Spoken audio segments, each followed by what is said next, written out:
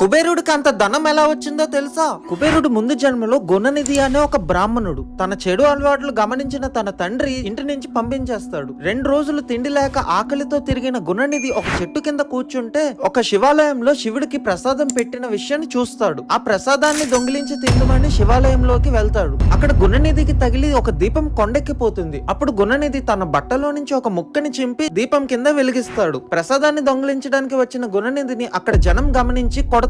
దాంతో గుణనిధి చనిపోతాడు. తన పాపాల వల్ల యమలోకానికి తీసుకువెళ్ళడానికి యమదూతలు వస్తే 2 రోజులు ఉపవాసం ఉండి దీపం పెట్టినందుకు గుణనిధిని శివుడు కాపాడి దమనుడు అనే ఒక రాజకుమారుడి కింద మళ్ళీ జన్మించేలా చేస్తారు. దమనుడు ఎంతో కఠోరంగా శివుడికి తపస్సు చేయగా శివుడు వచ్చి కుబేరా అని కొత్త నామకరణం చేసి ఆ సిరి సంపదను మొత్తం కుబేరుడికి ఇస్తాడు. తెలుసో తెలియకో శివరాత్రి రోజు దీపం పెట్టడం వల్ల వ్యసనాలతో ఉన్న గుణనిధి కుబేరుడిలాగా మారుతాడు. చెప్పండి హర హర మహాదేవ.